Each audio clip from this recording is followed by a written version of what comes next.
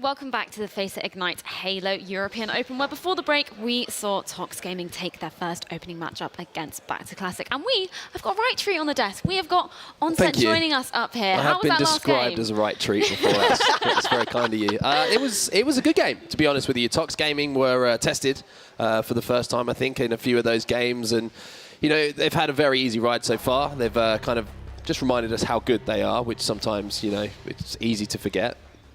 But they are, you know, they're incredibly talented players, and that was a good showing from their opposition there, Back to Classic. They really did push them all the way. Yeah, definitely. I mean, we've got some highlights just from that last series. I mean, myself and Harry, we got up off the desk, and I think they'd already won the CTF game. Pretty so we much. Didn't get it was to see 2-0 in much 30 seconds. Yes. I mean, we were worried. Me and T2 were both like, Goose Watch? Are we going to see someone get goosed on broadcasts? And luckily that didn't happen. They kind of came back into it and made a real match of it, as we say. It was still a dominant Tox victory. You know, we have to call a spade a spade. That's what it was. But, yeah, you know, at least they were tested a little bit. And you see, even, I think, in the Narrows game, there was a killing spree that kind of surprised Snakebite a little bit. At the end of the game, he was like, oh, dude, I got blamed like 3 or 4 times in that. It's like, yeah, it can happen. And it just showed that there are some talented players out there. Yeah, it was a bit of a surprise, really, because, you know, with Onslaught, I thought, like, you know, Tox would just have full control for at least 4 of the caps, and that's it. But I mentioned before, on Onslaught, you know, if you're fall down, the first person on death screen needs to find out where that first nearest person is, more and more open person, and then try and take him down and go from there just to stop those back-to-back caps. Didn't really work out during the first 30 seconds when they got back-to-back caps. But after a while, they did stabilise just a little bit, but it weren't enough. Here, they almost got staked, but at least they didn't have stake anyway, which is the main thing. But going into Construct Hill, it was quite close to begin with. You saw there from before that they were slowly trying to milk time as much as they can from Back to Classic. But Construct Hill is like that with most teams anyway. It takes at least, normally about the 8 to 6 minute markers where normally most teams will stabilise. But Boynesy did impress me the most. He did go +1 with most hill time. Didn't have as many assists as everyone else, but it might just show he didn't get out behind as well. There was a couple of really important things that were highlighted by Back to Classic in this game and by Tox, the way that they played this Construct Hill. One is, when you have advantages, push those advantages. When you get numbers, push those numbers. And also, if there's one guy left on the map alive at gold on those side street hills, you have to kill him. You have to push him, because we saw APG do it the first time. He stayed alive, managed to come back out, get 2 kills, keep them out of the hill, and then allow his teammates to respawn there and lift up gold. But also, another time Snakebite did exactly the same thing, and it was like, you've just screwed yourself twice by not overcommitting for 1 kill, getting that player dead, and then you have total top control. Something so simple, which is so vital at this top level. Yeah, because with the EU and NA kind of situation, you know, most EU teams will normally go for the objective as soon as they see 3 down or 2 down. But a lot of the top NA teams will go for it even before that's happening. If they can predict, they know full well that some of them are going to be down by the time they get there, and as they're pushing it, that just shows a really solid team there, and that just shows why they just so much better at getting the objectives, especially on maps like Construct Hill and Guardian Bull. Well, exactly. But that wasn't the only game that was going on during that first opening segment. We have Harry down on the floor to explain to you a little bit what happened with Aspire versus Lucendi. Yeah, we thought that one might be a bit of a firecracker. In the end, it was a bit of a stinker. It was a 3-0 in the end in favor of Aspire, and Lucendi really weren't the team that we thought they might have been when we looked at that series on paper. It was an easy 3-0 for Aspire. They had a glimpse in Game 3, Construct King of the Hill. They had, I think I saw around a 50-second lead, and then apparently, according to Zyrus, I spoke to him after the series, they just let that bottom hill be milked a little bit too much by Aspire. And these are the fine margins at this level. If you let that much time go down low, then it can easily go away from you. Were there any like standout players or standout moments from that Aspire squad in that series? I think it's more important that we just see Aspire as a whole be able to come back from a deficit in that Game 3. That, to me, says they fixed the mistakes of yesterday. Jimbo, he said yesterday if he could give himself a grade for his Swiss bracket, it was around a B. They were happy, but still improvements to be made. For me, they've made the improvements to come back. Lucendi, no pushovers. They just took advantage of the mistakes that was afforded to them. Well, thank you very much for that, Harry. And we get to check out the map scores for that series that we have just been talking about, Aspire versus Lucendi. Yeah, I mean, a pretty dominant showing from them, right? Do you know what? I'm actually quite surprised how dominant it was, because yesterday there was a few questions asked. I thought they were quite passive on how they tried to do any counterattacks, and even when they're doing the counterattacks, they weren't getting enough damage done when they're trying to push top mid on Guardian Bull, for example, or not get at least 1 down. And we didn't seem to be in sync, and that's what I mentioned about these guys. You know, all tacticians and RGLs, and the slaying power might slow them down a little bit because of how methodical they are. But today seems like a different version of Aspire. You see the 5-0 straight away, didn't mess around. Game 2 is pretty standard, but you know it's like the Construct Hill. Normally it takes a while to stabilise. That's a concern for me, the time-based game type again, because yesterday on Guardian Ball, they didn't look good. They really didn't look good, and I'm not one to mess around with my words. They weren't good enough. They would get hammered by Tox Gaming if they played him.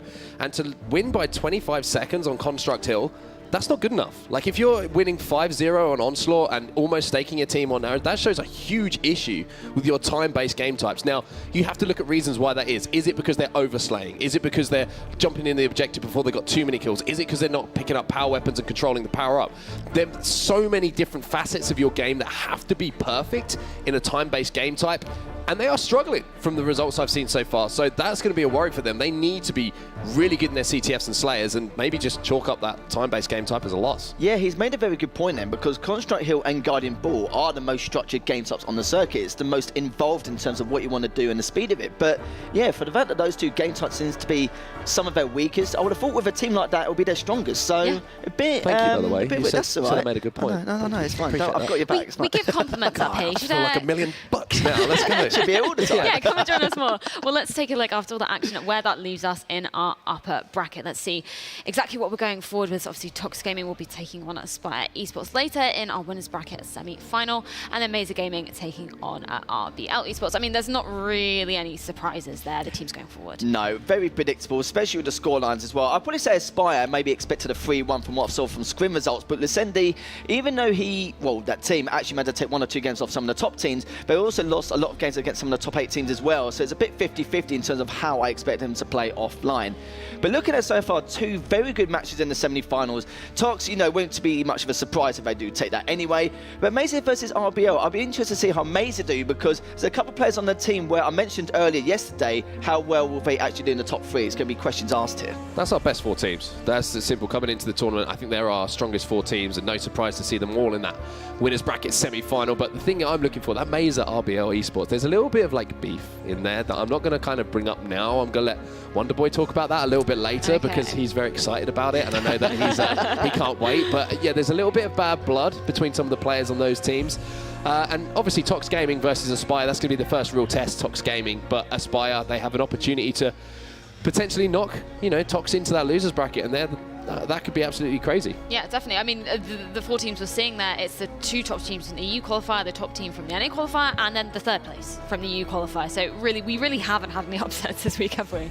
No, not really. It's just some of the top 12, top 8 teams, and some of the top 16 teams were a little bit upset, but that's purely due to the fact that I feel a lot more practice could have been involved, and maybe they could have edged it. But yeah, it was a bit strange. But in terms of the top 8, it's every team we could have asked for. It's only Improv where I was a little bit surprised about making to that winners bracket. But of course, they just lost 3-0 against Mesa Gaming. Is that expected, right? Oh, absolutely. That team I've played against them a few times, and I was questioning their individual skill. I felt like it's quite easy to flank him, it was quite easy to out-BR him. It was a little bit of a surprise here and there. But yeah, players like C1R and Diddums as well were quite good slayers. They were quite good in reach as well, but obviously not at the top level. But seeing them for the first time, they're going to be happy that they've made it to the winners bracket, because I think the first thing they're going to assume is, well, okay, we've got 3-0, but we've got that warm-up. We've got our aim quite warm and ready for the next team, which is going to be coming up next. Yes, exactly. Perfect segue. We're going to be moving on to our next broadcast game, Stush Gaming versus Improv. It's a lower bracket game, so it really is everything on the line for these guys, and we can see the maps that are going to be in the rotation here. What are you kind of thinking going forward with these 2 teams, Harry? Well, narrow CTF. I remember Improv played that yesterday against Mocket, and they 3-0'd them quite comfortably. And what I really liked was, even though their objective execution was quite slow, they held a complete setup, and for every single flag they capped, it was clean, and they held their own, and they made sure everything was down to a T. So you can see their work ethic coming into play there. It might be because they're one of their better game types, but it's going to be a bit of a strain on, because Guardian Ball, both these teams will be a little bit inexperienced in terms of how they should counter-attack. But I look forward to see how Game 3 pans out. Yeah. I think it's interesting that you've got 2 of the slower, should we say, game types potentially flanking that game number 2 Amplified, which is probably the quickest TS that we have involved in the circuit. So you've got a very control-based game type in Narrows, where you have the sniper rifles, you have the rocket launcher, and to execute a flag cap, it's a case of getting those 2 rotations of kills. And then you go on to that quick pace one where you've got to change things up all of a sudden, and then you go to Guardian Oddball, which we know is very setup based, and you've got to get that Oddball back and, you know, rack up your time. So it's going to be an interesting one because we have that kind of change of tempo. So if one team struggles on the first map, they might be a little bit better in the second map, and it's going to be, you know, whoever might be the slightly more structured team might have more success. I'm actually looking forward to it because I said earlier in the earlier series is the fact that with Stush, they said to me outside, if there's any team they want to play coming down from the winners bracket to the losers, was Improv. And they've got what they asked for, so they can't really complain now. But now that they've got to do the business, they need to see if they can actually make a name for themselves and do what they told me, and that's to try and make it to top 8. Because if there was any team in that winners bracket coming down, it was Improv. They knew that's their only opportunity, their main opportunity to try and get top 8. And I really feel like they could, because the 3-0 we saw yesterday against Demonica was quite shocking, in my opinion. Well, exactly. We're going to be getting into that one very shortly. But let's check in with our casters just before we head into the game to see exactly what they're thinking for this series. Dan's got my jumper on. Hey, look, it's like the Spider-Man meme. Right? If you actually look at the seating that you're on, sir, just look below it now, and then look at this. Look, where? Look I'm at the lost. seat. Look at the actual Oh, seat. this? Dan actually wore this from the chair. There's actually like a tiny little patch mission. How One of tiny? those stickmen cut out. Yeah, it's like, it's about this big, which is, that's how big you are, isn't He it? just called you small. We didn't sign up. I didn't sign up for this. Go on, This is go, bullying. call me bald. Go on, just make it. No, it's fine. I No. know. Okay, you're I going to love your take the high ground. All right, thank you. You love his hair? Wow. Yes. If he's bald. That was such a that was worse. That was like a backhanded insult. Well, I think we need to separate you guys for a little bit. So, casters, let's take it away for the second matchup. Thank you very much indeed. 11 teams down, 11 to go. It's only 1 grand champion when all said and done, 25 grand prize pool. It's pretty fun. We're obviously in this beautiful arena. You can see behind us in the heart of London at Twickenham Stadium. So far, it's been good. It's nice to see some European Halo action. It is indeed. We've, of course, seen Tox already this morning dismantle some of the European teams that are here, hoping to maybe overturn the North American dominance. But now we're into the lower bracket. We have teams fighting for their lives. Of course, only 12 left, as you mentioned, but there will only be 8 left after this round. And we've got Stush Gaming versus Improv, and we're already jumping straight into the action, and it's going to be Narrow's flag. So correct me if I'm wrong, this is the last chance to dance for both of these teams. The loser of this, unfortunately, will be going out on the morning of Championship Sunday. Narrow CTF to open it up, Dan. Winning this one. It's not the easiest map in the world. Let's talk about, especially when you look at the... Oh! Okay, well, if you're going to start doing things like that and continue this one, looks for the spawners. Might be on the opposing side, though. It all depends where his teammates are actually lingering, which they are. They're going to be around the flag area, so they go off the back, and now they can pin them in the backboard, essentially. And apparently everyone in this lower bracket wanted to face against Improv today. They felt like they were the most beatable team who were dropping from that winner's bracket, and Stush Gaming here, certainly from the get-go, looked like they're very confident. I mean, we saw them yesterday on Narrows as well. The likes of Namaster and Mister, they were just performing so well with the sniper rifle, and this is a nice early run. No one's contested, or is there? Someone has pulled a flag, so there is a couple of players here from Improv to try and stop this one. Need to make sure you try and survive through that one. Unfortunately, does not. The flag will continue onward, and after that wave of slays, that should be the first one going in. The backup net flags out, supports their job done, 1-0. A minute and 15, not a bad amount of time to get the first one in. That gives you a good boost of confidence. And more, I think, yes, it's good for the confidence on the side of the team that will be bagging this one, but it just applies so much pressure. When you're in these loser bracket runs, or these elimination brackets, as we more formally refer to them, it does breed the best of teamwork and the best in teams, because they are playing for survivals. They have to play to the very best of their ability. But you have to have nerves of steel coming into this, right? It's always difficult, especially when you've started in the lower bracket for the day as well, and it's your first game. You're going to be facing off against a team who is dropping from the winner's bracket, but tell you what, it doesn't look like it's affecting Stush Gaming at the moment, because Namaster, I mean, he was on a killing spree already. He's already picked up 2 more. He's on his way to a frenzy if he carries on, and he's being so precise with his sniper rifle shots as well. He's not wasting bullets. He only has the 1 remaining, but he's been firing 1 body shot, and then he's just been calling it out or cleaning it up himself, and it's what has allowed Stush Gaming to get all these flag pulls so far, because he's been hitting these shots. Could have done with hitting that one and allowed his teammate to get the pull further. He did check the man cannon, that was fine. It was the right play, and then dip down low and just give support where needed if they do want to go for a low push. Penguin, top mid, he is met with resistance. Kenneth here will clean him up. Needs to be aware of his L2 side. There is a player that might be underneath him now, may have re-rotated around flag or cannon, so they'll be aware of this one. Namaster pushing out. Make sure you get your teammates a decent spawn and Clear out the base, so at least you can get off that and try and make something happen and work this. The double will get the job done here for C1R. Killing spree comes through to boot as well. Benjamin is there for the support, and now the bounce begins. And finally, Master goes down as well, so that should be enough to get this flag across. I'm sure there'll be a couple of resisting players going across the man cannon and some decent shots from Penguin there as well. You've got to be prepared to use your battle rifle in those situations. To be able to dig him up through the gap and get the stop is beautiful as well. Use it to precision, uses the gap, and again, we kind of spoke about it a little bit yesterday and touched on it, how it's online is a different game to online. You are going to be able to hit those questionable shots, the ones that you want to think, It was a valiant effort. So was the rocket as well. I'm surprised it didn't go down, but does seal the deal with the battle rifle. That's fine. Play for time here. Again, you can run this with rockets, but there's always that side of it. As you do go off there, they will re-rotate below, and they'll be ready to receive you, which they do indeed. This is better. Okay, well, the dude who's probably chasing is actually just cannoned across, and now he can just clear out the back of the base, apply pressure. Leaves the sniper and just calls him out for his teammates. That's fine. Save the rockets to what you've got. Make sure you're in a good position to get this kill. Seal the deal. Job done. And now we're at the rest of his... Wait, is that... Did he get the kill? Is that a second sniper? He didn't get the kill. Oh, okay. So I missed it altogether. Fair play. Sniper's probably gone down now because the rest of his teammates have dipped down low. Now we wait for the next wave of spawners. Yeah, and I think Stush are going to be pushing up yet again and just trying to control this lobby from spawners from Improv. And they're doing very well of controlling top middle and pushing together as a unit, but Improv seem to be warming up the shots a little bit now. So I think Stush have to be a little bit careful not to overextend at times and make sure they're running flags when there's actually a couple of players down rather than just pulling it willy-nilly. I think I'm just going to refer to it as SG now. Yeah, that would make my life easier. Yeah. Can we do that? I think SG, I mean, their logo says SG, so I'm just going to now officially be named SG. Hopefully they do continue further in this bracket, because then we can use it once again.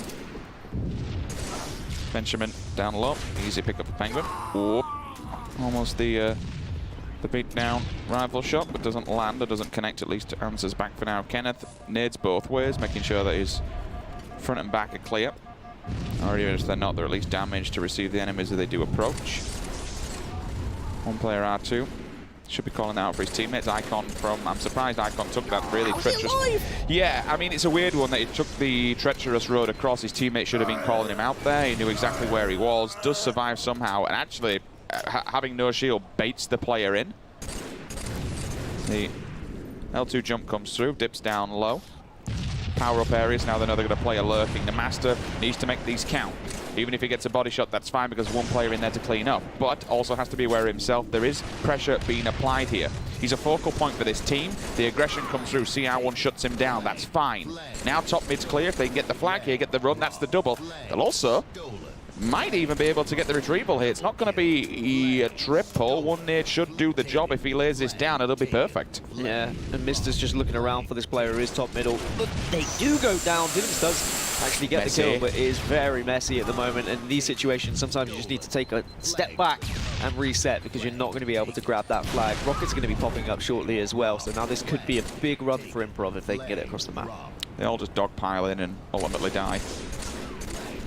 Casualties on both sides. We dip down low again. He's met with two, so forces there. Rockets are up. There is an answer back. Two players will be aggressive on this. They'll apply the pressure, try and keep control of the Rockets. That could be a stick if it had gone a little bit more to the right-hand side. Three players now know his position, but no one's staring at him. Why not? You know he's there. Look at him. Shoot him in the face. Don't let him run around your area.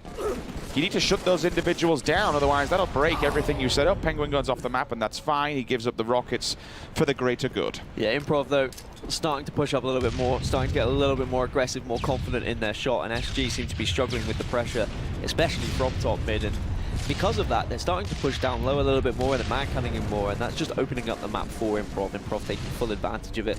It's a nice position from Benjamin. Just hiding and waiting, being patient, and that's a big grenade as well. That's going to be 3 dead for SG, and now the chance for Improv to push in, get the final kill. 4 dead, pull that flag. He's got support down low as well. You can see the one player next to the sniper. They will bodyguard this one through. He's going to watch both angles. Good grenade, tanks the shields. And now standing in this area allows him coverage of both down low and up high. Basically that one position there, by holding them and cutting off any kind of maneuverability they have and capabilities to get across the map, that's allowed them to put a second one in. Good job, good teamwork, good communication to pull that out. It's very easy to get flag runs wrong on narrow CTF, and I think as long as you've got one player who at least knows how to position themselves correctly, and he can kind of dictate where everyone else is going to be, then you're going to be in a good position. And now, with killing sprees everywhere for Improv, and finally they've taken the lead in this game, are SG going to be able to answer back?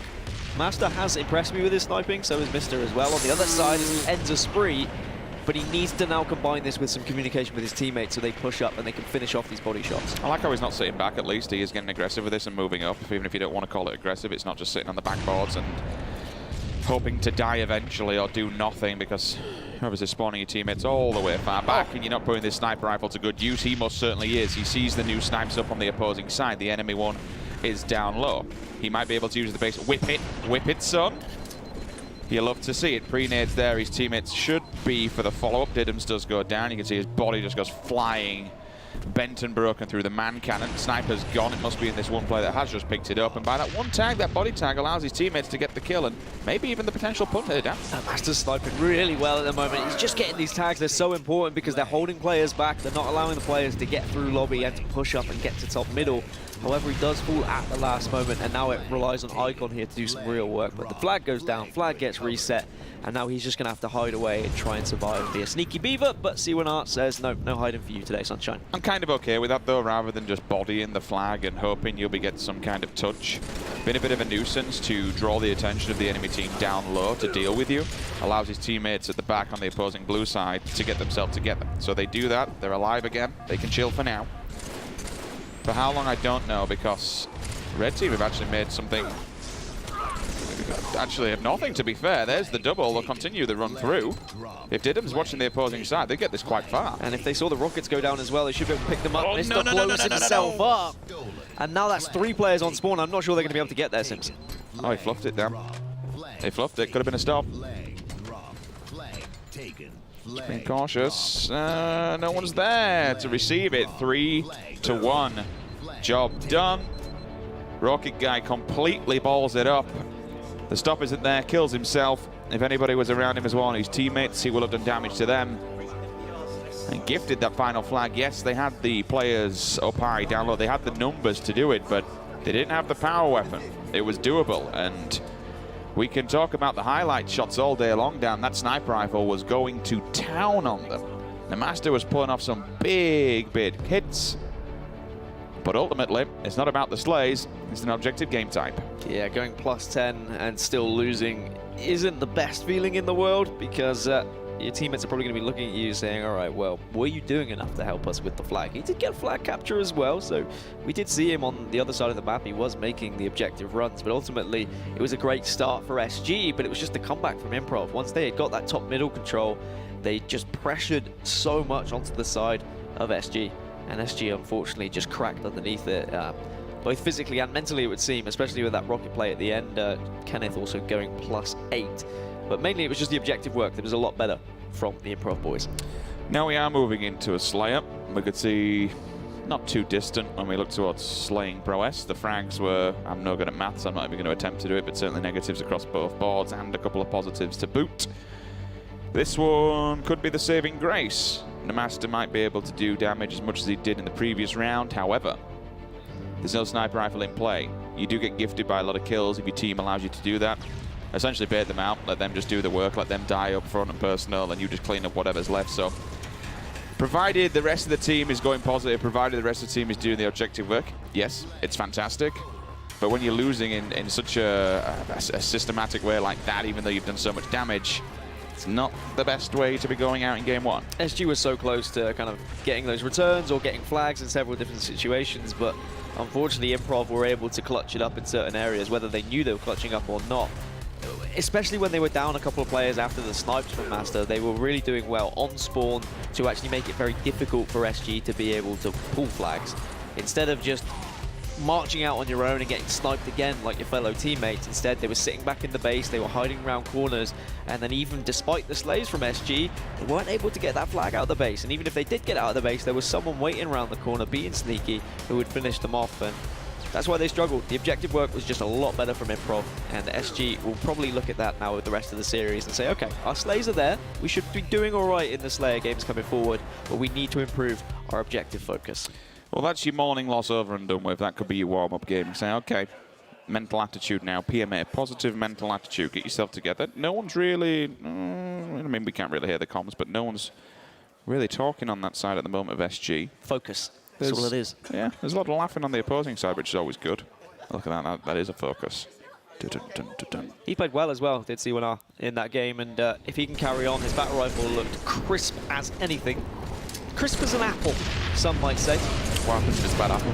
Then it's not crisp, then your BR shots are off, Richard. Okay. Game number 2, Rock and Roll. We are in a Slayer, maybe SG Gaming. That's just SG, it's not just SG Gaming. SG can fare better on this one, we will see. Initially, things aren't looking good. Improv took an early lead, 5-1. 30 seconds in. How do you really play this map? Because I want to say it's about map control, but with how many angles there is to cover, it's almost impossible to kind of build something up for a length of time. It's the spawns that makes everything difficult as well, because even if you have a lot of map control, you have to be very aware of where everyone's going to be spawning. You have to predict the spawns, you have to try and control the spawns as well, depending on where you are on the map. It's about adapting on the fly and being able to react to whatever situation you're put in. Especially if you're one of the main slayers, you can kind of hover around the map and just almost rotate in a circle continuously and just look for kills after kills of people rotating and spawning. But you also have to listen to your teammates. That's one of the best things on Amplified. You have to ensure that. You know what? Speaking of listening, I've been told we do have a listening ready with Astro Gaming, so we are going to dive into the communication with Improv. Going. Head, L2. One's our snipe. Weak, one shot L2. R2, one shot. One's R3, XXL. That's L2. L2, one 3 shot. dead. Last guy's R3, XXL. Red Mohawk, 4 dead. Alright, are we done or we... No. You got 10 more minutes of this. Your lobby. Don't do it, Blitz. Let's make it look like we're trying to cut. Watch it, it's low. One shot on Donnie. Another one. We're done. Back lobby, objective side. Yep, X stage. Backstage, cannon side. In their attic. Cannon. On cannon, 2 of them. Got my jump. On cannon, 2 of them. X stage. Got my jump, That's dude. a lobby. Snipes up. 2 one shots to lobby. I'll 2 get one ours shots to off the lobby. spawn. Going cannon right now. Cannon door, cannon door. Shot on X. There you go, that's a listening. So we'll keep going around. We actually didn't have it in our headphones, so I can't contribute anything we heard off the back of that. We will be getting it next time, so we'll be able to talk and deep dive into it a little bit more. But yeah, we'll be pushing those out a lot more throughout the weekends. Thank you very much for production for getting those for us. 24-22 down.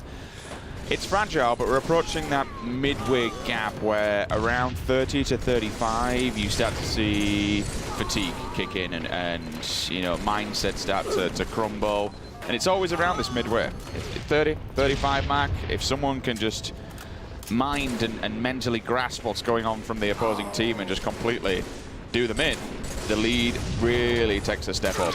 If you can get a 10 kill lead and Amplified, it's very difficult to come back from, and you can see Didim's there just cowering in a corner hoping he doesn't get seen. But that's why it's important we jump into listenings, because the communication is so vital on Amplified. If you are headhunting one particular player but then you hear a call of a one-shot behind you, you've got to turn around, you've got to finish them off, because if they're able to get away and then recharge their shields, that can be so detrimental, because they can be in a quite an unorthodox position, and then they can be in a place where they can actually start slaying your own side. So it's very important you finish off those one-shots. A very tight game, as we are used to seeing on Amplified TS, between two very impressive teams at this tournament.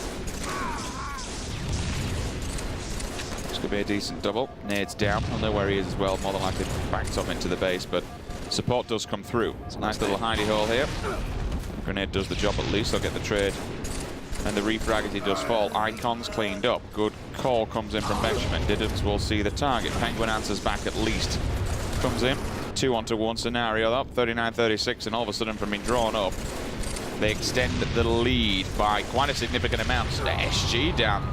They're turning this around. Yeah, Improv have got kind of sucked into this position where they've all been diving bottom middle to try and win these individual battles rather than trying to get high ground and try and get into advantageous positions, and that's allowed SG to kind of run the map really, because they had one player who was sitting mid-gold who was just spraying down on everything, and it's Icon who's actually sat there at the moment, and then they've been rotating as a unit, which has worked perfectly. 3 of them together now. They've got a 4-kill lead.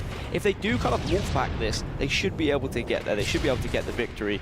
unless they get hit by some sort of big grenade, and then we might see a swing for Improv. I like how you touched on the positive and negative there. It's okay being a wolf pack and hunting down these individuals as a team, but provided they move as a unit, which they are doing, they are separating. Don't go off solo, but sitting back in the base with 3 players individually, this will be a big kill if he lands it. He doesn't. Good attempt. Double comes up from Icon and puts him 1 step closer to victory. Killing spree comes through. You touched on him earlier on. Decent position in the games allowed him to claim victory down. Icon really impressed me yesterday, actually, and I'm very surprised by the SG roster. I mean, the analysts were predicting that they were going to lose to Demonica yesterday, and they've now turned up. They've got into the championship bracket. Yes, they were in the lower bracket, but now they are tied up with a team who dropped from the winners bracket in Improv, and they have a chance to push through to the top 8 if they carry on playing like this, because the sniping's been there, the slaying's been there. As I mentioned earlier, though, it's just the objective work as well I'm a little bit scared about. That's what happens sometimes when you're a newly formed team, you've only practiced a little bit. You can be great at Halo 3, but can you come together on those harder maps? There's a certain side effect as well when it comes to tunnel vision. You play in publics, it's like, you know what, matchmaking, I'll just go for power weapons. I love rockets, I love sniper. And sometimes you mentally switch off. This is a team effort. You know, we see various things that can happen and it can all fall apart, but this time it's actually answered back. Mr. up top doing work once again. Master, not as big as before, but 411s across the board. Fair play, neutral on all accounts. That's fine. Benjamin, probably the worst statistically. Well, actually, I'm saying that there's a 13 and 16 at the top, so not too bad, but still, pretty fragile lead. It was a hard-fought battle from both rosters. We will at least be getting a game number 4. Could this be the first game 5? There is potential because these two teams look quite evenly matched. I think there is definitely potential there. I would say the advantage goes back over to Improv. Now we go into 2 objective games, though, so they could end up winning 3-1 here if they're able to have as much success as they did in the first game of Narrows Capture the Flag. But Guardian Oddball, if we can see Master get hold of a sniper rifle and start to hit the shots he was on Narrows, it's much more influential on this map because there isn't a second sniper to take you down. You also are going to be able to help your team control ball time rather than trying to run a flag across the map. So I think that's going to be very important for SG. Get that sniper rifle into the hands of Master and see what he can do. And because of that single sniper rifle, it becomes, if you have a very good team, a very, very good team where the communication's working, you're allowed to set up over at Snipe Tower or S1, S2 and play off the back of that. You have someone watching elbow. You have someone watching jump up over to S3. Those individuals become... It's a map where you can lock it down. You can actually get a full-blown setup. I mean, remember back to the day, it always gives me the feels of Lockout Ball, for instance, where you'd lock down B Tower, you'd watch under glass from Library, you'd have BR3 and BR2 completely watched. No one can really make an advancement across top mid. Going under glass is really your only way through, but then you have to have someone rush top mid, take out the library guy.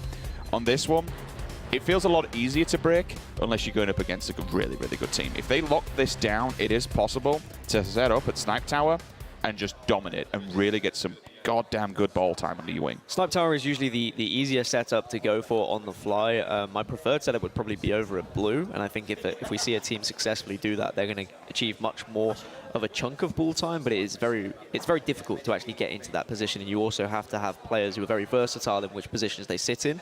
Sometimes when you practice a game type like this, you might be used to watching a certain angle, and you're not always going to be able to be in those angles because you might have a different player holding the ball than the player who's supposed to hold the ball. So you need to have players who are willing to adapt and change those positions on the fly. Blue gives you much more emergency options and backup plans, right? Especially if we look towards jumping off the map. I mean, you will see jumping off the map on this, and it's a tactical decision rather than give the ball up. You'll go flying off the map and take the ball with you, then you'll get the reset. We haven't spoke about green as well. You can set up over at green. Moving between green 1 and green 2. There's a little corner just, oh, doesn't see him. Sneaky, sneaky. There's so many different places you can set up with the ball, and that's why I think I love Guardian Ball as a map, is because it is one of those situations where you just have to say, all right, we are here, this is where we are in the now, let's see what we can make of it. Let's get a chunk of time with what we've been given. And it's not Master with the sniper, but it's Mister who's managed to grab this one. Yep, I'll take it. He was hitting shots yesterday as well. Takes him down underneath glass. I did think it had actually gone off. Whiffs the first one over at Camo. Ball off thanks to the reset. He'll be able to bank the grenade off there. I'm surprised did he actually have any grenades in the barrel? No, he didn't. He just picked them up from S3. The initial ones will go down, so at least he can try and Lock down sniper side. Check below glass. Clear. Now look over towards blue. Icon should be calling this out. If there's players in blue, you can already see and you can hear the bullets flashing. So he knows he's in trouble. Where are they? They have to be... You'd have to assume they're all locked down at blue. Here we come. The push, the aggressive stance real. CR1's the first victim to fall. Straight across again. Re-rotation at the moment. And this is now what happens. This is the bigger problem. They've taken so long to get themselves together. SG have been allowed to set up down. They have a real setup here. And this is going to be very difficult to break. Sniper is now down to one single bullet. So that's a bit of a saving grace. But really... what entry point do you go for here? You have to just be messy, try and break down the wall and work your way in. They had to take advantage of that one-player man cannon earlier. When you send one on the man cannon, the rest of you have to just bomb over top mid or go through bottom mid. You need to do something because that man cannon was just useless. It was just a sacrifice for nothing, and now they've gained such a lead from it. And you can see the hesitancy from Improv at the moment. They're so reluctant to push out. They don't really know how to break the setup. And this is what happens with some teams who aren't as well practiced as the top teams. They're all well and good holding a setup, but it's breaking the setup, which is actually what makes teams better than others. Well, they have the setup, they have the ball time, and time keeps on ticking. Let's dive it into the listening and see exactly how the communication is while they hold this down. Flying top mid, flying top mid. Play ball. Two guys top mid. Good shit, Sean. Good shit. Watch new ball. Another guy low. Sniping on S2 or something. Camera's One's top gold. Oh, Camera's next minute. Camera's next minute. S2 sniping. I'm on camera. Camera's next S2 minute. sniping. We don't need the ball. One's in green. Yeah, I got shots. S3. I need Fly. Need green. One's my green, bro. Watch sniping S2. He's going Watch on S2. lift him. Camera. Nice. Dead. Nice. One dead. Help him on snipe.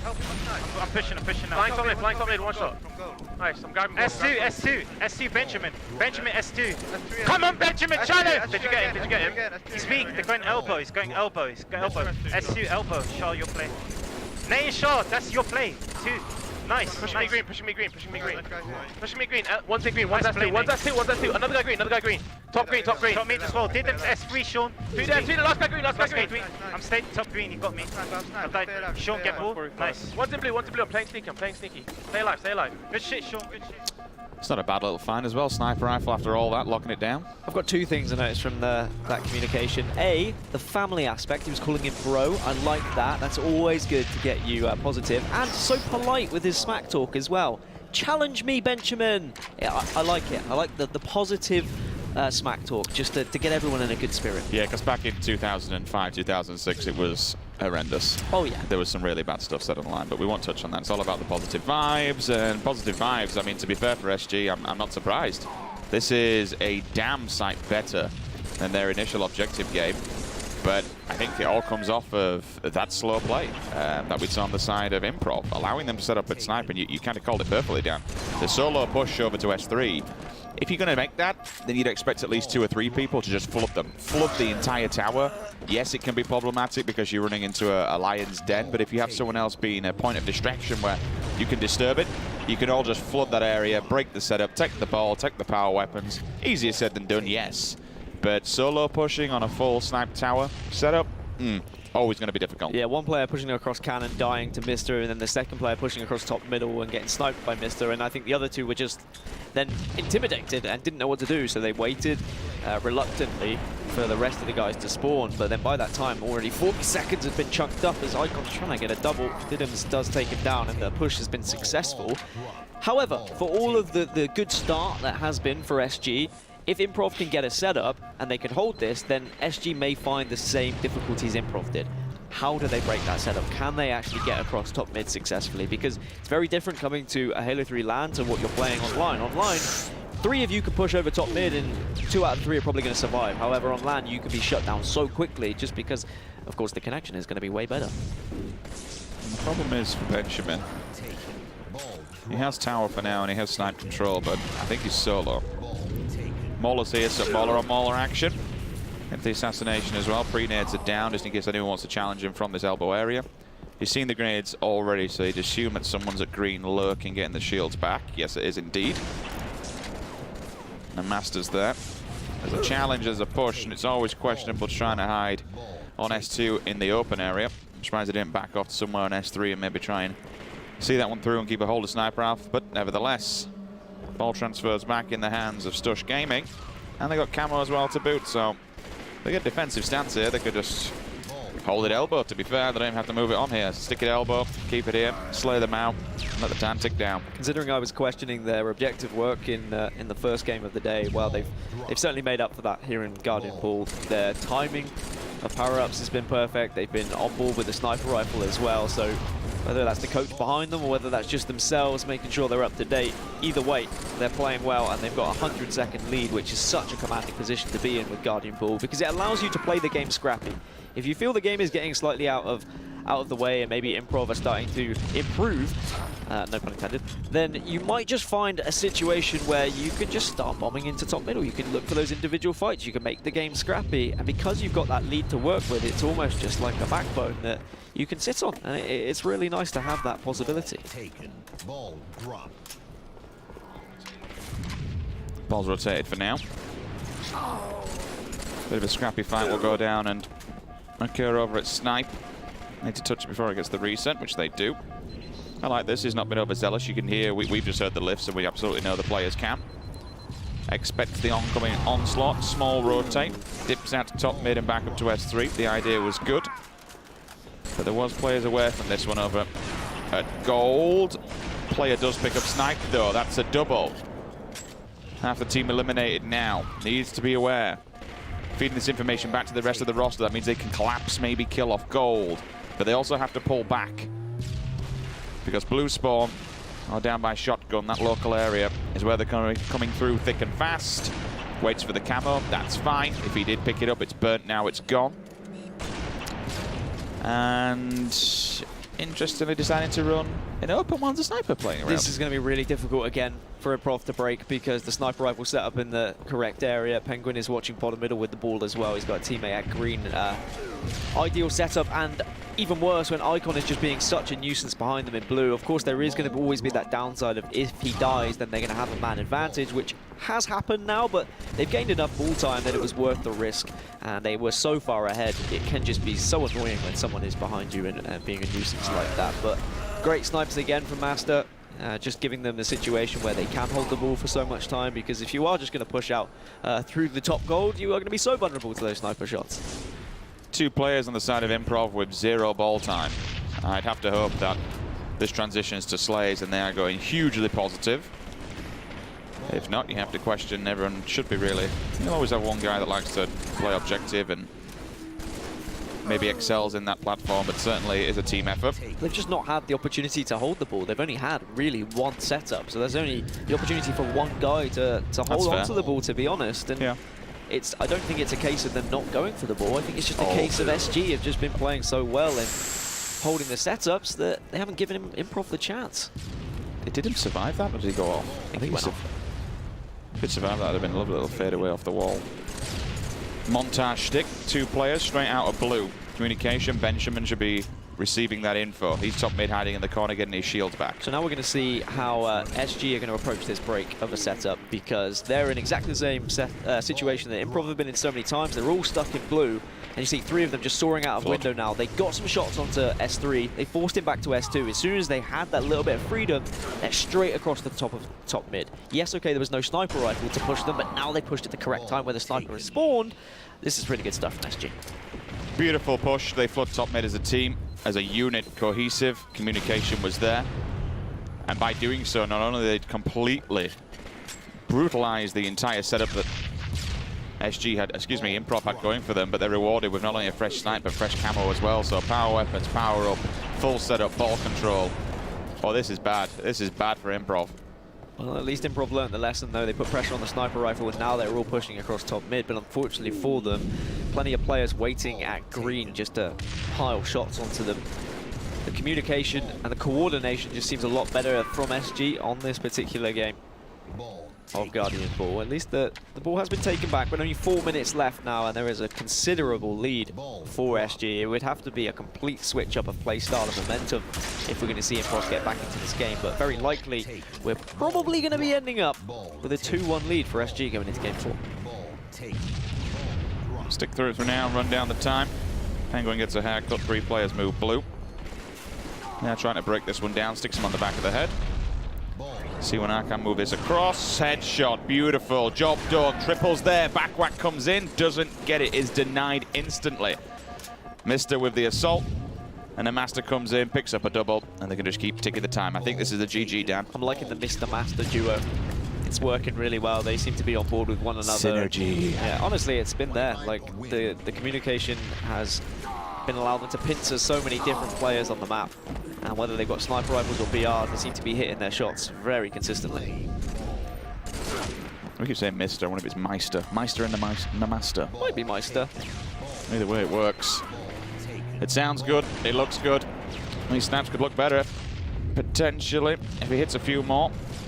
We'll be coming to that moment in the game where technically it'll be impossible to win. Again, I'm not an admin and I'm not good at maths. I'm not going to do it live on air. But I'd assume that you'd basically just have to hold it for the entirety of the game should you want to win this. They have hit the 100-point mark, so only 129 behind. Yep, 150 seconds left on the clock, so there's always a chance. Oh, it's close. It is close. You have to hold it pretty much for every second, as you mentioned. We've got about 15 seconds, give or take, of shooting time if you do need to drop or reset. I suppose that's the saving grace on the side of Stush Gaming. When you have that kind of lead, you don't even have to necessarily go for objective. You could just keep bleeding them out. Just continuously kill, kill, kill. Hit the tripsy. Doesn't quite, but knows where both of them are. Can relay that information to the team. We should clear this one up. And now they've got the wave of Slayers. You'd assume we're in about 5 seconds of it being impossible to win this match. That we are, Richard. That we are. And as you mentioned, SG could just watch the ball now and just be very passive and slay, and they know they're going to have the victory. And they know they're going to be going into game 4 with a lead.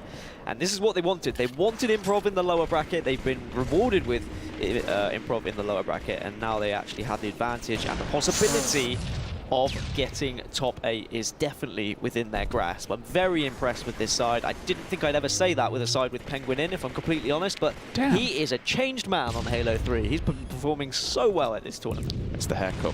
It is. He can There's see. no human as well. We're saying that human was the problem after all this time. I mean, I think that's probably quite likely. Wow.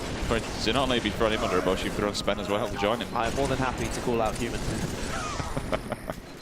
I miss him. I miss his little vlogs and videos. Is that a triple? No, not quite. Not quite. Slayers at the moment don't really have to go for ball time. Both these teams know it's over and it's a job done. But still, we continue the game. We will see it through to the very, very end. Get the final score. You can even see the players know this as well. So. Can we just end it? Come on, Is it possible to end? Let's finish this off. Even Didim's is having a little dance. He's just trying to get a little bit of ball time to try and make himself look better. I know that score. I used to do that as well. If you close the gap even closer, it might make you feel better. I know it's a loss, but it's like, yeah, we only lost by 20 points. Well, if you had 0 seconds on the ball and now you've got an opportunity to get 30 and then no one can know you. What were you doing? I was doing all the work. But this has been really impressive from SG. Their setups were great, and the way they broke setups is what probably impressed me more. It's what Improv struggled with, and that's what separated these two teams on this particular game type. And going into game 4, if they can carry that objective prowess into it, then they should have a good opportunity of getting through this this round and getting into top 8. So it looks like SG have woken up from the initial defeat in game number 1. They win 2 back-to-back, take the series to a 2-1. Game number 4 could be the advancement that they need. But for Improv, they want to take this to a game 5. They don't want to end their run here on Championship Sunday, first game in the morning. They want to continue through the lower half of the bracket. We shall see. Rolling into game number 4 will be the decider. Also decide if we get that game 5. It'd be nice to see a game 5. It would be nice to see a game 5. We've not seen one on stream so far this tournament, but I'm sure the further we dive into the bracket and we get into those top European teams, we are going to have that opportunity. As we look at some of those statistics, Penguin with so much ball time. 0 ball time, 11 kills. Benjamin, his clan tag is "You okay?" I have to ask the same question. I'm going to say negative 13 there, unfortunately, with no ball time is not good, my friend. Need to pick that one up if you want to be advancing in the lower half of the bracket. at the top of the charts, though. 26 kills, 18 assists, even 24 and 20 coming up from Penguin. 20 assists also good across the board. I mean, you look at that, what's that? 56, like 70 odd, 60 odd assists between a roster. Stop trying to do maths. You just said you don't like doing maths. I know, I look like an idiot. No, you don't look like an idiot. You sound like an idiot. There's a very big difference when you're not on camera right now. I beg to differ. I feel like an idiot. Well, you're not. You were very correct in what you said. I love casting Halo 3. It's great, isn't it? It's so much harder than Halo 5. I'm gonna put that out there now. It's a hell of a lot harder. I think that comes down to probably doing other games. You get used to the tools that are available. With this, it's just old school. There's your ATEM. There's your POVs. Stick something together. But it's fun. It can be so many stories and so many different like setups you can construe and put together. And just watching like people break these setups. Like for instance, I mean, this was a perfect example. We saw a proper snipe tower setup. One failed breaking of it, and then the second one was a perfect breakage of it. 3 people rush top mid as a unit. Not only did they get all the kills, they get the ball, but then 2 power ups and the power weapon drops, and they just claim complete victory and dominance over the game. And you're having the same struggle, I guess, as the players are. I mean, Halo 3 is a lot slower of a game than Halo 5, and whether you be casting, whether you be playing it, that is an adjustment that you're going to have to make. And some of these players have adjusted well, others in the tournament didn't adjust so well. They weren't used to the slower movement, they weren't used to the lack of being able to thrust around and sprint and slide a doodle around. But instead now, we've got 2 teams who are going toe-to-toe trying to achieve that top 8 placement, and it is a fantastic opportunity for SG, who could have been facing several other teams dropping from the winners bracket who probably would have given them a very, very tough game, but they've been given a chance here to actually break through into that top 8. We'll run through the highlights before we get this game 4 underway. SG at the moment well and truly in the driving seat here. It was a bit of a fumble game number 1, but certainly turned things up for the rest of the series so far. If you are Improv, you have to dig deep now. Whatever's left in the tank, boys, you've got to pull it out. If you want to take this to a game 5, it's here or now, do or die. This is the life and death scenario. You lose this one, unfortunately, that's the end of the run.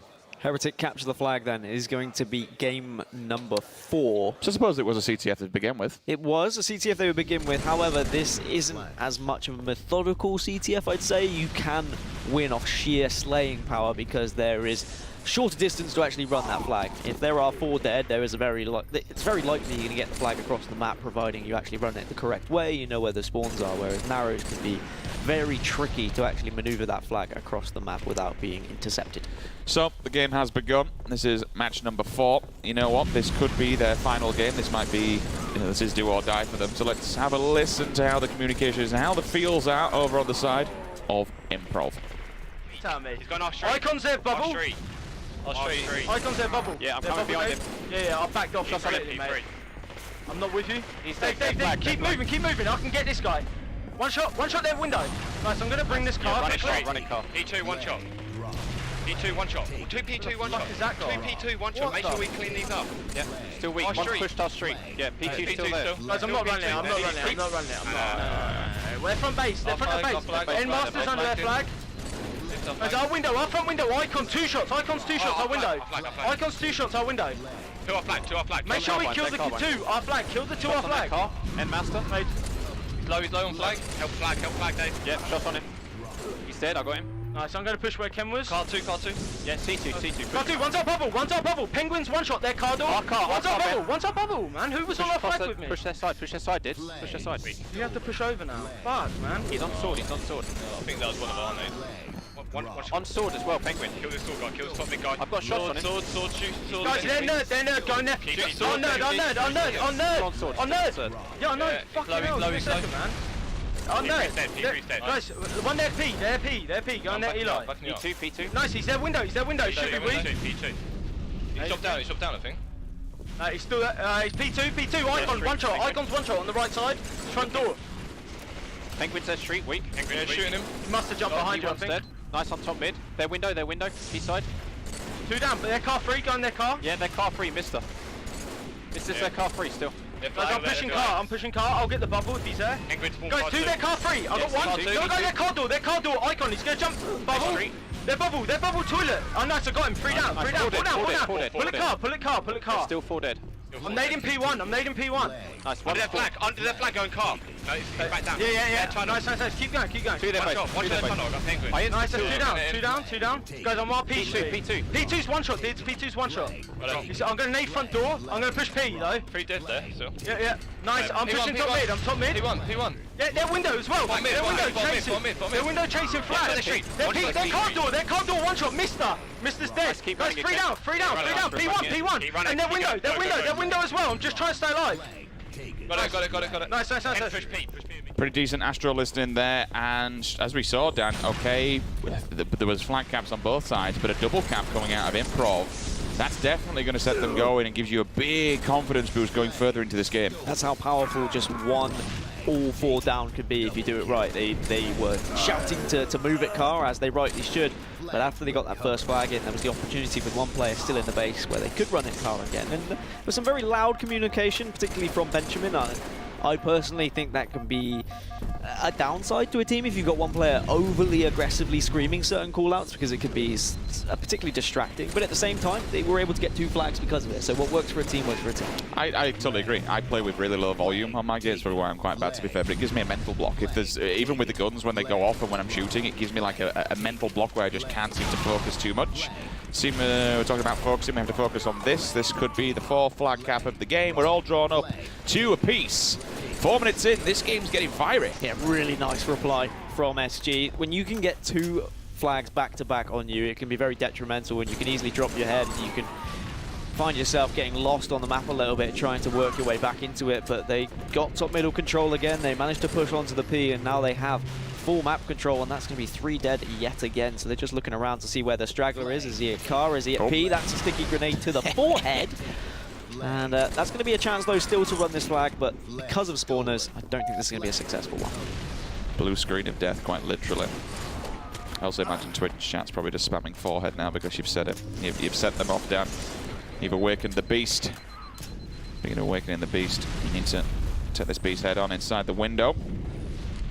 Penguin should have the numbers written here, especially with player down low. Mister does fall on the opposing side. CR1 finally. He's out of the base, so they could have to deal with this one. Did him trying to make something happen. The Master's there. Gives away the position. Icons as well. He's got 2 players behind him running P. Pre-nades are down. Watch below the base, boys. Be careful of the flood coming up the lift. They're holding this side down. They're clearing out P. Where's that last guy? Is he down low or did he die as well? I think they died, so now they're making something of it. Straight off the back of the 2 down, they will continue the run, but there is an advancement there. That's an interesting pull. I think he probably should have maybe tried to stay alive there rather than going for the flag, because he'd run head on into them. Either that or try and throw out the front window, I guess. But yes. I think it was just a panic situation where he saw the flag was out and saw teammates was dying. He didn't really know where to go with it. He could have thrown it out, and if you throw it out, that gives it another focal point that teams can look towards and be a distraction.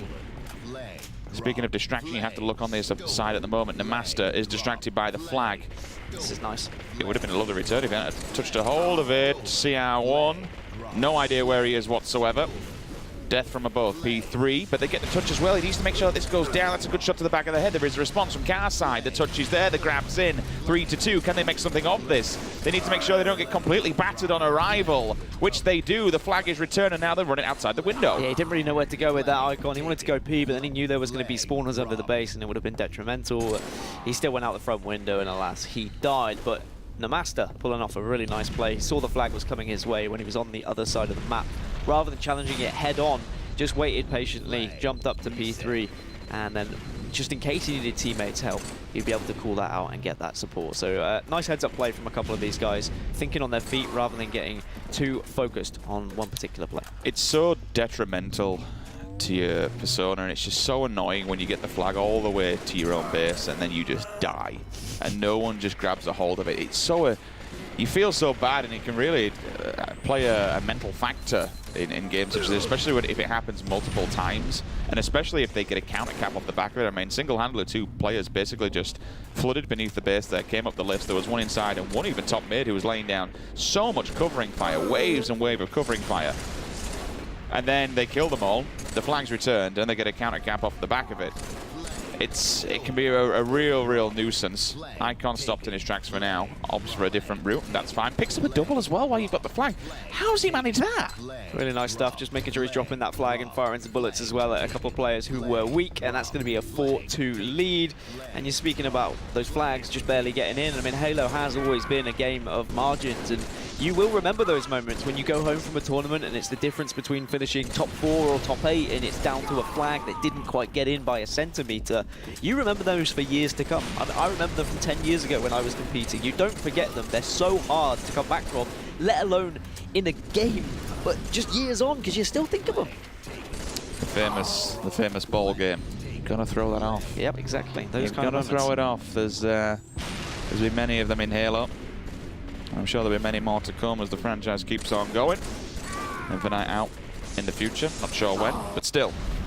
Plenty of stuff to look forward to, MCC on PC being one of them. Did you say Infinite? I always say Infinite. That's a nice throw though, and this could be the game. Oh my God, that's not going to be the game. No, it's the other way. It's a nice cap though. It's very rare you actually see that happen. It's very rare you're allowed to get away with it, to be fair. Yeah, I was just presuming it was going to be SG because they were kind of dominating the game. I thought they were going to be wrapping it up, but it's Improv now pulling 2 flags in a row, and instead of it being game, they're actually trying to turn this one around and make a little comeback of their own. I'm going to keep saying Infinite. Please don't. It really triggers people. I've said it a few times, and it's fine. This is fine. I'm used to it by now. After working in a PC environment, the abuse I get on Twitter is fantastic. I love it. I just feed off of it. Memes, and dreams. That's a back missed. Finally does secure it through flags on the way across the opposing side. That's a double. This one, Dan, could actually be the game. Could be the game, but there is a flag that's been pulled out as well. So Master just needs to win this fight. It's all on Didim's really in this base. He's going to have to throw the flag out. He does have support from Benjamin, though. This is going to be really messy. He's going to go for the flag return. Oh, he doesn't get it, though. They get the touch. Do they get the return? I think they do. Surely this should be a GG. It is. Job. They haven't got the return yet. Oh, this is so messy. Finally, they do. Flag should be there. They get it in. Team standing by. Job done. GG. 3-1 Improv. Unfortunately, will not be continuing their run on Championship Sunday. SG, however, do. They fight back after losing the first flag of the day. They actually claim victory in the final one, and they advance. SG through to the top 8. I know they wanted Improv. They felt like Improv were the most beatable team, and they have proved that. A decent effort from Improv, who I believe are somewhat of a makeshift coming into this tournament. Of course, some old returning Halo 3 veterans in the likes of Diddums and C1R, but a good tournament from them anyway. Getting out of the groups and getting into top 12 was an achievement as itself. And I'm looking forward to, if we are going to have more Halo 3 events in Europe, seeing those familiar faces yet again. But I've been really impressed by SG, especially Master and Mister, but of course Icon and Penguin, they've been doing big things as well. So I'm intrigued to see how they do now going into the rest of the tournament, Rich. Icon's only 14 kills, but keeping the deaths low, 15. That's a -1, but when you've got 3 flag caps to yourself to help your team to victory, that's what it's all about, objective efficiency. Good game from Ben this time when it comes towards the Slays, definitely turned it round, 24 and 14. A nice positive 10, but unfortunately, again, it was an objective. They lose the second flag of the series, and with that, we'll go crashing out of the tournament. Good job from SG though. Nice little roster, nice little team. How much further they can go though, and how the little flaws here and there might be picked apart by some of the more rounded rosters, that is a different question altogether. Yes, I think they will struggle when they face the upper echelon of European teams like Aspire, like Mesa, of course if they were to face Tox. What would be an interesting game for me though is them against Tea and Crumpets, if that were possible to happen in the lower bracket. I'm not sure it will be, but I think they could give Tea and Crumpets a good game actually from what I've seen in this tournament. So that will remain to be seen as to how the lower bracket pans out, and I'm sure Freya and the rest of the guys on the desk will point out the bracket for us and how that one is going to pan out later. We'll take a quick review of some of the kills in the previous round and the one that solidified the deal. Nice little bit of ball time there. Basketball, you know, slow up and over, alley-oop. Yeah, sometimes you've got to be throwing it and you've got to just rely on your teammates being there, but this is the final moments when it was getting a little bit messy, and some big kills from Penguin. Not only did he stop the return there, but he then picked up the flag and then also pushed out to get another flag return as well. So Penguin playing very well right to the end of that game. Job done then. Congratulations, SG. Advance in the bracket. For now, I believe we have Wonderboy down on the floor with an interview with Icons. Thank you very much, Sims. I'm here with Icon. Congratulations, mate. A wonderful series.